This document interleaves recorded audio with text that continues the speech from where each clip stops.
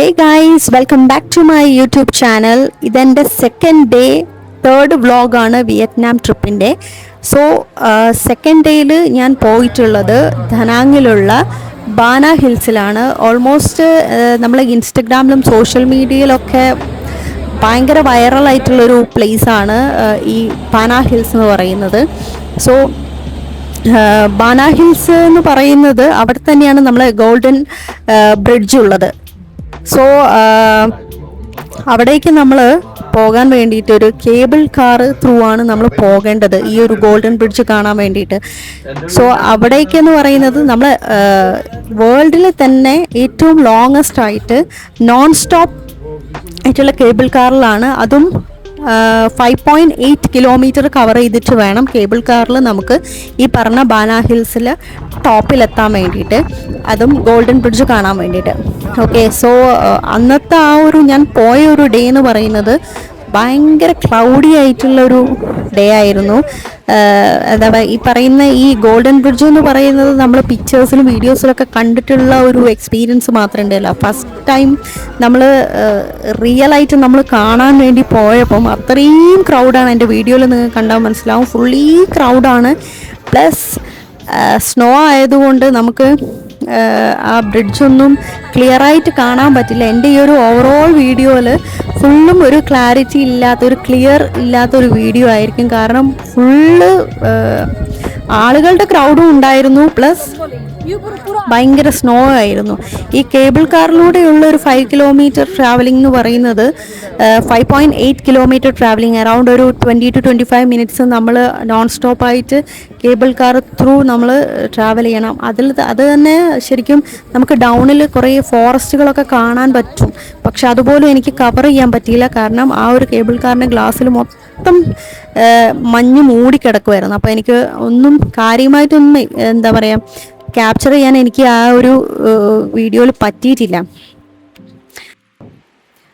ഞാൻ നല്ല എക്സൈറ്റഡ് ആയിട്ടാണ് ഈ ഒരു ബാന ഹിൽസിലേക്ക് ഞാൻ പോയത്. പക്ഷേ ക്ലൈമറ്റ് എന്ന് പറയുന്നത് അത്ര നമുക്ക് സൂട്ടബിൾ ആയിട്ടുള്ളൊരു ക്ലൈമറ്റ് അല്ലായിരുന്നു. പക്ഷേ എന്നിരുന്നാലും ആ ഒരു ഹോൾ ഡേ ഞാൻ ഒരു ജാക്കറ്റ് പോലും ഇടാതെ ഫുള്ളി ആ തണുപ്പിൽ തന്നെ ഞാൻ എന്താ പറയുക എക്സ്പ്ലോർ ചെയ്തു ഫുള്ള്.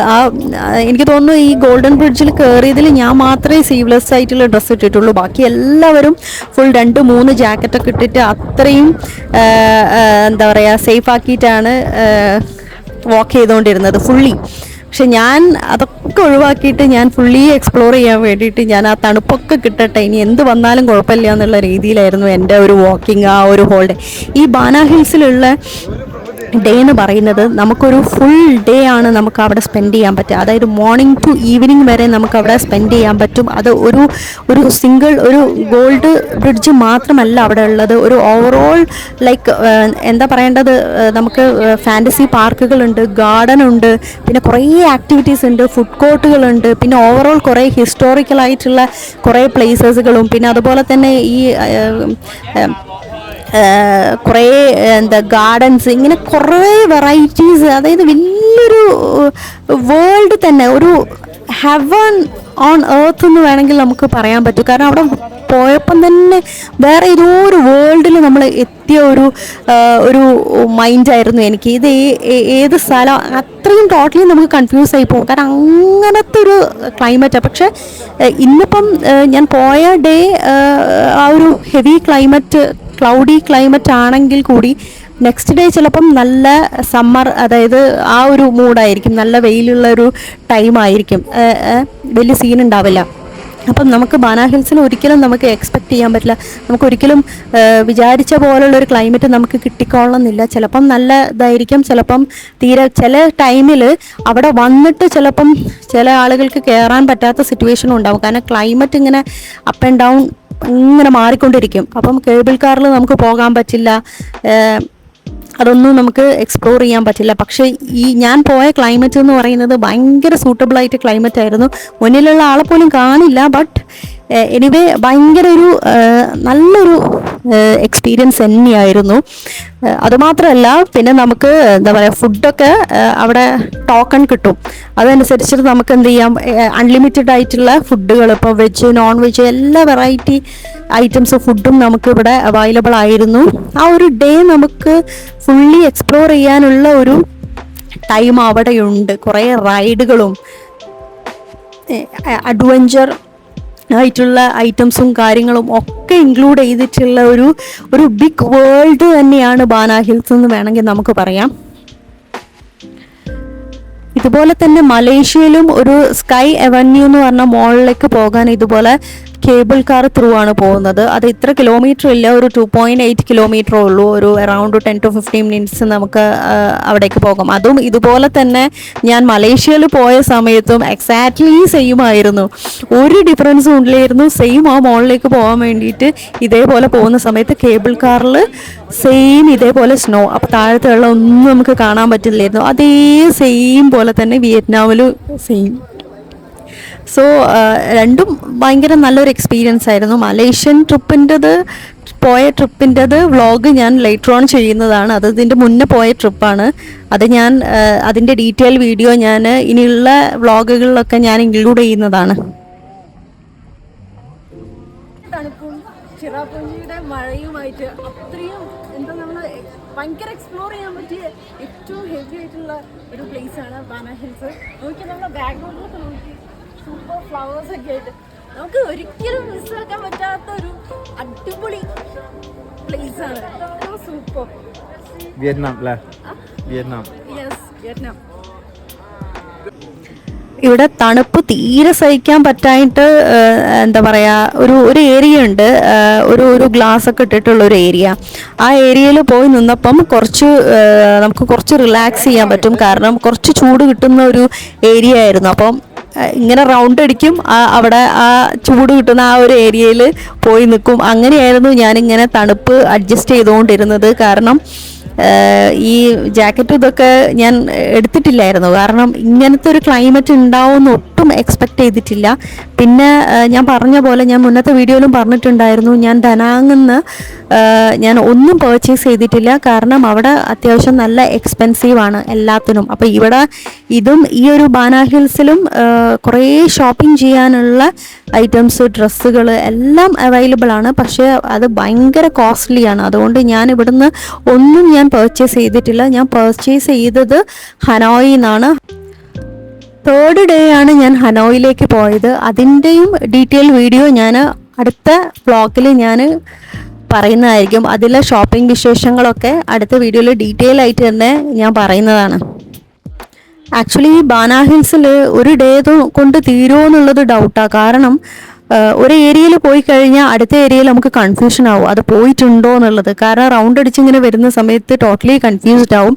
പിന്നെ ഫോട്ടോ എടുക്കാനുള്ള എന്താ പറയേണ്ടത്, ഞാൻ പറയുകയാണെങ്കിൽ എൻ്റെ മൊബൈൽ ഫുള്ള് ക്ലിയർ ചെയ്തിട്ട് മെമ്മറി എല്ലാം ഞാൻ ക്ലിയർ ചെയ്തിട്ടാണ് പോയത്. പക്ഷേ അത്രയും ബാന ഹിൽസിലെ വീഡിയോസ് എടുത്തെടുത്ത് ലാസ്റ്റ് എൻ്റെ മെമ്മറി ഫുള്ളായി. ലാസ്റ്റ് എനിക്ക് കൂടുതൽ വീഡിയോസ് ഒന്നും എടുക്കാൻ പറ്റാത്ത ലെവലിലേക്കൊക്കെ പോയിട്ടുണ്ടായിരുന്നു. പിന്നെ എന്തൊക്കെയോ അഡ്ജസ്റ്റ് ചെയ്ത് ആപ്പൊക്കെ റിമൂവ് ചെയ്ത് അങ്ങനെയൊക്കെയാണ് ഞാൻ ഫോട്ടോസും വീഡിയോസും ഒക്കെ ഞാൻ എടുത്തത്. കാരണം അത്രത്തോളം സ്ഥലങ്ങൾ ക്യാപ്ചർ ചെയ്യാനുണ്ട്. എനിക്ക് കഴിയുന്ന മാക്സിമം ഞാൻ ക്യാപ്ചർ ചെയ്ത് എടുത്തിട്ടുണ്ട്. പക്ഷേ എന്നാലും എനിക്ക് ഫുള്ളി അങ്ങോട്ട് നമുക്ക് കണ്ണിൽ കാണുന്ന ആ ഒരു വൈബ് ഒരിക്കലും നമുക്ക് ആ ഒരു ക്യാമറയിൽ ക്യാപ്ചർ ചെയ്ത് എടുക്കാൻ നമുക്ക് പറ്റില്ലല്ലോ. അത്രത്തോളം കാണാനും എക്സ്പ്ലോർ ചെയ്യാനും ഉണ്ട്. ആ ഫ്ലവേഴ്സൊക്കെ കാണുമ്പോൾ ഉള്ള ആ ഒരു കാഴ്ച എന്ന് പറയുന്നത് ഭയങ്കരം തന്നെയാണ്. ഒരു ഹെവനിൽ പോയ ആ ഒരു മൈൻഡായിരുന്നു. വാക്ക് ചെയ്ത് ആ ഒരു ബാന ഹിൽസിലെ ആ ഒരു പാർക്കിൽ കൂടെ വാക്ക് ചെയ്യുമ്പോഴൊക്കെ കിട്ടുമ്പോൾ ഉള്ള ആ ഒരു സുഖം അത് വേറെ ലെവൽ തന്നെയായിരുന്നു. അത് അവിടെ പോയിട്ട് തന്നെ എക്സ്പ്ലോർ ചെയ്ത് കഴിഞ്ഞാലേ ഞാൻ പറയുന്നതിനെക്കാട്ടും കൂടുതൽ അവിടെ പോയി എക്സ്പ്ലോർ ചെയ്യുമ്പോഴാണ് കൂടുതൽ അത് മനസ്സിലാകുള്ളൂ. കൂടുതലായിട്ട് വിയറ്റ്നാം ഫുഡുകളൊന്നും ഞാൻ കഴിച്ചിട്ടില്ല. ഫേമസ് ആയിട്ടുള്ള കുറച്ച് ഐറ്റംസ് മാത്രമാണ് കഴിച്ചത്. അവിടുത്തെ വിയറ്റ്നാമീസിൻ്റെ അവരുടെ റൈസ്, സൂപ്പ്, അങ്ങനത്തെ കുറച്ച് ഐറ്റംസ്. പിന്നെ സീ ഫുഡുകളൊന്നും ഞാൻ അധികം എക്സ്പ്ലോർ ചെയ്തിട്ടില്ല, കഴിച്ചിട്ടില്ല. കാരണം നമ്മൾ പുറത്തേക്ക് പോകുന്ന സമയത്ത് എല്ലാം വാരി വലിച്ച് കഴിച്ചു കഴിഞ്ഞാൽ അതിൻ്റേതായ പ്രശ്നങ്ങളും നമുക്കുണ്ടാവും. സോ എപ്പോഴും സേഫായിട്ട് നമ്മൾ പറ്റുന്നത് മാത്രം കഴിക്കുക എന്നുള്ളതാണ് ഒരു ട്രാവലിംഗ് ചെയ്യുമ്പം നമ്മൾ ശ്രദ്ധിക്കേണ്ട കാര്യം. ഷുഗർ കട്ടാണെങ്കിലും ഞാൻ ഡെസേർട്ടുകളൊന്നും ഞാൻ ഒഴിവാക്കിയിട്ടില്ല. ഈ കൂട്ടത്തിൽ ഞാൻ ഫുഡിൻ്റെ വീഡിയോസ് ഞാൻ ഇട്ടിട്ടുണ്ട്. അതിലൊരു യെല്ലോ കളർ ഒരു മാംഗോ ഡെസേർട്ടാണ്. ഒരു ലൈറ്റായിട്ടുള്ളൊരു ഷുഗറാണ്, ഓവറായിട്ടില്ല. പക്ഷെ അത് ഭയങ്കര ടേസ്റ്റിയാണ്. അവിടുത്തെ അത് ഫേമസുമാണ്. അത് നല്ല ടേസ്റ്റി ആയിരുന്നു, എനിക്ക് നന്നായിട്ട് ഇഷ്ടപ്പെട്ടു. പിന്നെ ഈ ഒരു ബാന ഹിൽസിൽ തന്നെ ആക്ച്വലി ഇതിൻ്റെ പേര് സൺ വേൾഡ് എന്നാണ് ശരിക്കും ആക്ച്വലി ഇതിൻ്റെ പേര്. അത് ബാന ഹിൽസിലാണ്. അപ്പം ഇവിടെ ഈ പറയുന്ന ഗാർഡൻസ് അങ്ങനത്തെ കാര്യങ്ങൾ മാത്രമല്ല ഉള്ളത്, 3D ഷോകളുണ്ട്, പിന്നെ ഫിലിംസ് ഉണ്ട്. അപ്പോൾ ഇതൊക്കെ നമുക്ക് ചിലപ്പം ക്രൗഡ് കൂടിക്കഴിഞ്ഞാൽ നമുക്ക് ക്യൂ ഒക്കെ നിന്നിട്ട് കുറച്ച് ടൈം എടുക്കും. പക്ഷെ എന്നാലും ഒരു ഹോൾ ഡേ നമുക്ക് സ്പെൻഡ് ചെയ്യാൻ ടൈം ഉണ്ടായത് കൊണ്ട് തന്നെ നമുക്ക് ഇതൊക്കെ 1 by 1 ആയിട്ട് എക്സ്പ്ലോർ ചെയ്യാൻ പറ്റും. പിന്നെ ഇവിടെ തന്നെ ഒറിജിനലായിട്ടുള്ള ആനിമൽസ് അല്ല, അതിലെ സ്റ്റാച്യു പല സ്ഥലങ്ങളിലും കാണാറുണ്ടല്ലോ ആനിമൽസിൻ്റെ സ്റ്റാച്യു. അതുപോലത്തെ കുറേ മോഡലുകൾ ഉള്ള ഏരിയാസും ഉണ്ടായിരുന്നു. അതും ഈ വീഡിയോയിൽ ഞാൻ ഇൻക്ലൂഡ് ചെയ്തിട്ടുണ്ട്. വിയറ്റ്നാമിലുള്ള ഈ ഒരു ഗോൾഡൻ ബ്രിഡ്ജ് ആക്ച്വലി സ്റ്റാർട്ട് ചെയ്തത് 2018 ജൂണിലാണ്. ഏകദേശം ഒരു 150 മീറ്റർ ആണ്, ഒരു ഹാൻഡ് ഹോൾഡിംഗ് വാക്കവേ ആണ് ഈ ഒരു ഗോൾഡൻ ബ്രിഡ്ജ് എന്ന് പറയുന്നത്. ഈ വിയറ്റ്നാമിലുള്ള ഈ ഗോൾഡൻ ബ്രിഡ്ജ് ഒന്നും അത്ര ഫേമസ് ആയിരുന്നില്ല കൊറോണയ്ക്ക് മുന്നേ വരെ. പക്ഷെ അത് കഴിഞ്ഞ് ഇൻസ്റ്റഗ്രാമൊക്കെ ഒന്ന് ആക്റ്റീവ് ആവാൻ ആളുകൾ തുടങ്ങിയത്, യൂട്യൂബ് വ്ളോഗിങ് സ്റ്റാർട്ട് ചെയ്തതൊക്കെ കൊറോണയ്ക്ക് ശേഷമാണ്.